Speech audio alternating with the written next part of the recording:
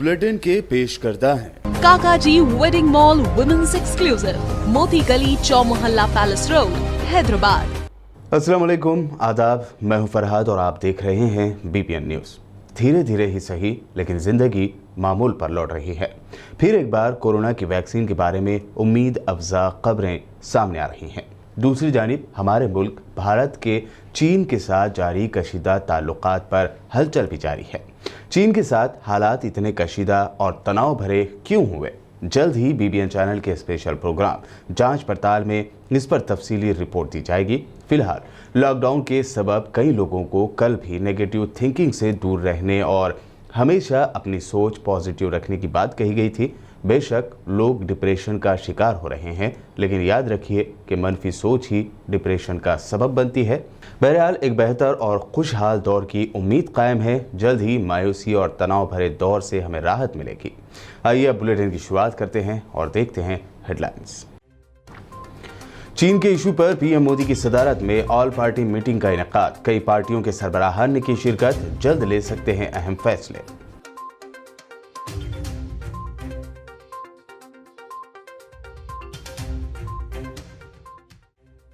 All party meeting में MIM, आप और आरजेडी को नहीं दी गई शिरकत की दावत। सदर मजलिस असदुद्दीन ओवैसी ने जताया अफसोस। पीएमओ को लिखा लेटर।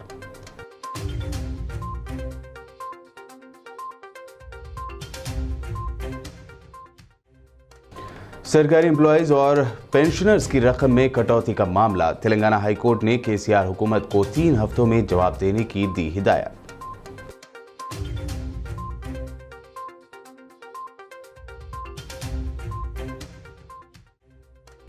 पंजागुट्टा स्टील ब्रिज का होम मिनिस्टर मोहम्मद महमूद अली ने किया इनॉग्रेशन। ब्रिज की शुरुआत के बाद इलाके में ट्रैफिक के मसाइल से राहत मिलने की जाहिर की उम्मीद।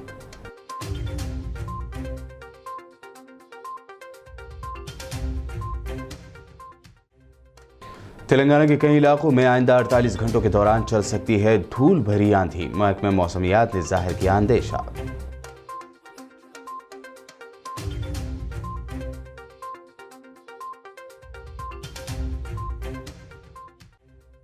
एग्जाम्स में फेल होने के खौफ ने फिर तेलंगाना में 3 स्टूडेंट्स की ली जान। एग्जाम्स के रिजल्ट के बाद 2 और रिजल्ट से पहले ही एक स्टूडेंट्स ने कर ली खुदकुशी।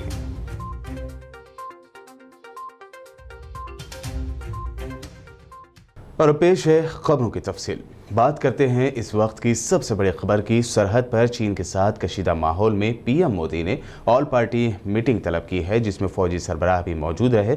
वीडियो कॉन्फ्रेंसिंग के जरिए हो रही इस अहम बातचीत में जहां सोनिया गांधी, मायावती, उद्धव ठाकरे, देवेगौड़ा, केसीआर, चंद्रबाबू नायडू, जगन मोहन रेड्डी, शरद पवार, नीतीश कुमार, ममता बनर्जी, अखिलेश यादव और दीगर ने हिस्सा लिया, तो वहीं इस पार्टी में आम आदमी पार्टी, आरजेडी और मजलिस इत्तेहादुल मुस्लिमीन को शिरकत की दावत नहीं दी गई। इस मीटिंग में चीन के साथ जारी कशीदा सूरत हाल पर बातचीत की गई। मीटिंग की शुरुआत में ही चीन के साथ मुठभेड़ में शहीद होने वाले भारतीय फौजियों को खिराज पेश किया गया। आज वज़ीर-ए-आज़म नरेंद्र मोदी की सदारत में होने वाली मीटिंग में आम आदमी पार्टी, आरजेडी और मजलिस इत्तेहादुल मुस्लिमीन को मदऊ न करने पर इन पार्टियों की जानिब से शदीद एतराज़ और अफसोस जाहिर किया गया। मजलिस इत्तेहादुल मुस्लिमीन के सरबराह और हैदराबाद रुकन पार्लियामेंट बैरिस्टर असदुद्दीन ओवैसी ने इस बारे में पीएमओ को 3 सफ़हात पर मुबनी लेटर लिखते हुए कहा कि ये बेहद अफसोस की बात है कि उनकी पार्टी को चीन के मुद्दे पर तलब की गई ऑल पार्टी मीटिंग में शिरकत की दावत नहीं दी गई, जिसकी सदारत पीएम मोदी कर रहे हैं। तेलंगाना हाईकोर्ट ने सरकारी मुलाजमीन और वजीफा याबों की रकम में कटौती करने से मुताल्लिक तेलंगाना की टीआरएस हुकूमत की जारी करदा आर्डिनेंस पर नोटिस जारी की है। हाईकोर्ट ने केसीआर सरकार को 3 हफ्तों के अंदर जवाब देने की हिदायत भी दी है। Retired IFS officer Raman Gaur ने हाईकोर्ट में एक दरख्वास्त दाखिल करते हुए इस आर्डिनेंस को चैलेंज करते हुए कहा कि हुकूमत को पेंशन में कटौती का कोई हक नहीं होता।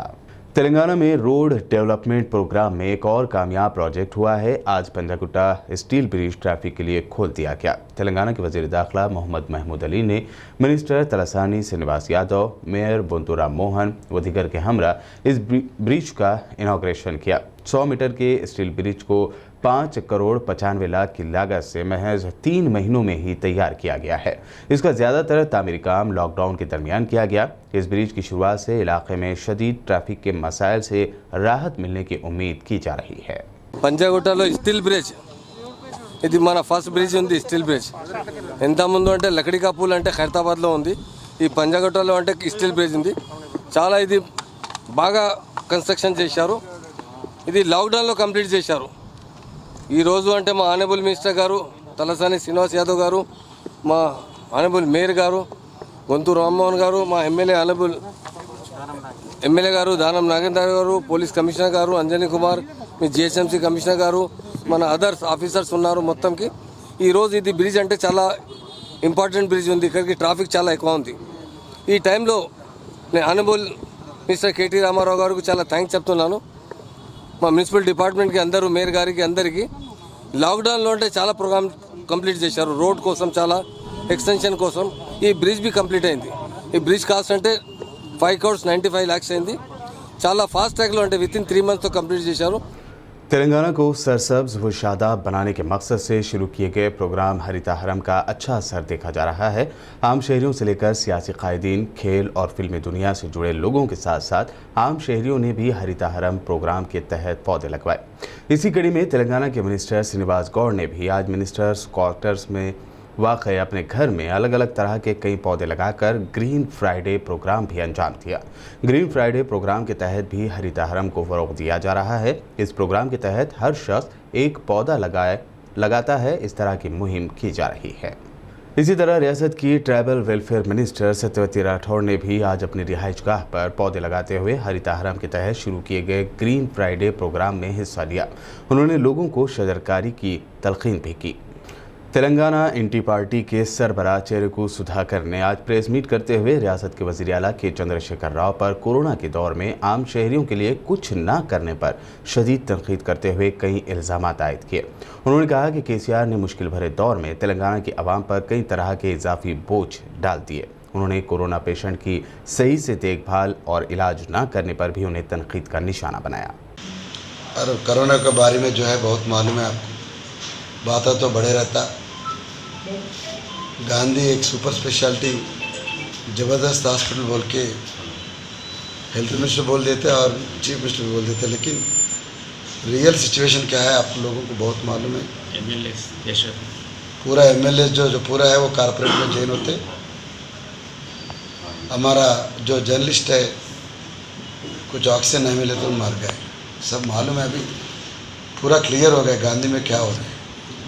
तो हम कोर्ट को भी गए, कोर्ट भी ये गवर्नमेंट को जो झूठ बात जो बोल रहे हैं उसके लिए गाले क्या बोलते, you can say the denounced the situation. KCR साहब अभी तो रियासत में इतना नेग्लिजेंस तो नहीं रहना। ये पीपल का मनी है और जो तेलंगाना जो है हम ज़बरदस्त जंग लड़के ही जीता। तो कोरोना बारे में चुपके बात करना छोड़ लेना है, जो काम करना है बहुत है। 53 कोविड हॉस्पिटल्स अभी डिस्ट्रिक्ट्स में जो बोल रहे हैं, कम से कम अभी से भी थोड़ा ऑल हॉस्पिटल से 45 करना है, उससे पीपल हेल्थ को कुछ एडवांटेज होगा।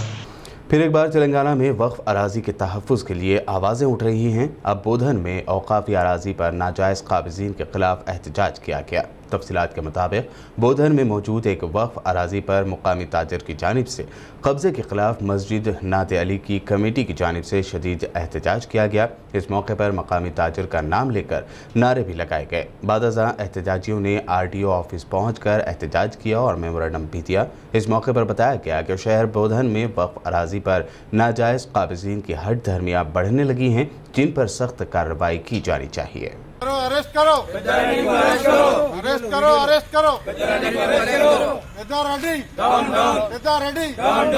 रेडी। 4 दिन पहले पेद्दारेड्डी राइस मिलर सैयद सलीम और ख्वाजा खलीलुल्लाह जाबिराना तौर पर मस्जिद नादेली की जो वक्फ अराजी है, जो मशरूतुल खिदमत जायदाद है, उसको कब्जे में लेने के लिए कोशिश करे। मुसल्लान मस्जिद और कमेटी मिलकर वहाँ पर उनके साथ बहस तकरार के बाद पुलिस इन्वॉल्व हुई। पुलिस का भी इसमें बहुत बड़ा रोल है। पुलिस हमारा बड़ा ताउन कर रही है इसमें। हम पुलिस महकमे पुलिस का और आरडीओ साहब का भी शुक्रिया अदा करते हैं और पुलिस महकमे से गुजारिश कर रहे हैं कि इन तीनों पेद्दारेड्डी राइस मिलर, सैयद सलीम और ख्वाजा खलीलुल्लाह को अरेस्ट करते हुए मस्जिद नादेली की वक्फ अराजी का तहफ़्फ़ुज़ किया जाए, क्योंकि ये मशरूतुल खिदमत जायदाद है। ये जायदाद मस्जिद नादेली से मुंसलिक है और वक्फ बोर्ड में इसका रिकॉर्ड मौजूद है, लेकिन ये लोग गलत सलत बताकर पार्टी का प्रेशर डालकर मुसल्लियान मस्जिद को डरा धमका रहे हैं, काश्तकार को डरा धमका रहे हैं। लिहाजा हम तमाम लोगों से इसमें जायदाद की हिफाजत में हमारा ताउन करने की ख्वाहिश करते हैं। साबिक़ कांग्रेस सदर राहुल गांधी की आज 50वीं सालगिरह है। इस मौके पर आदिलाबाद कांग्रेस ज़िले अक़लियती सदर साजिद क़यान की क़यादत में आदिलाबाद के भगत सिंह नगर में मासूम बच्चों में फल, चॉकलेट और बिस्किट तकसीम किए गए। साजिद खान समेत दिगर 100 नौजवानों ने इस मौके पर ब्लड डोनेट भी किया। इस प्रोग्राम में हल्क़े आदिलाबाद कांग्रेस इंचार्ज जी सुजाता, नरसिंह राव, काउंसलर्स, पार्टी के सीनियर कायदीन और कॉलोनी के लोगों ने शिरकत की। साजिद खान ने इस मौके पर मीडिया से बात करते हुए नौजवानों को राहुल गांधी की तरह कौम की खिदमत के लिए आगे आकर खिदमत करने का मशवरा दिया। कांग्रेस पार्टी जिंदाबाद। कोरोना की वजह से लोगों को ब्लड की बहुत परेशानी हो रही है और बार बार ब्लड बैंक वाले ब्लड डोनेट करो बोल के ऐड लगा रहे और रिक्वेस्ट कर रहे। तो हमारे भगत सिंह नगर के जितने भी यूथ है, कांग्रेस के यूथ है, ये सारे लोग बोले कि हम यहाँ से इस कोरोना में हम ज़रूरतमंद लोगों तक ब्लड देंगे कांग्रेस पार्टी की तरफ से। और राहुल गांधी जी के जन्मदिन पर बोल के यहाँ पे ये प्रोग्राम लगाए, मैं उनका शुक्रिया अदा करता हूँ।